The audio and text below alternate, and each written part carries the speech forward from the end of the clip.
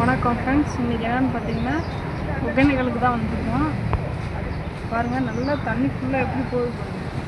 தண்ணி நிறையா போகல, இன்றைக்கி ஓரளவுக்கு தான் போகுது தண்ணி. பாருங்கள் எவ்வளோ தண்ணி போகுது.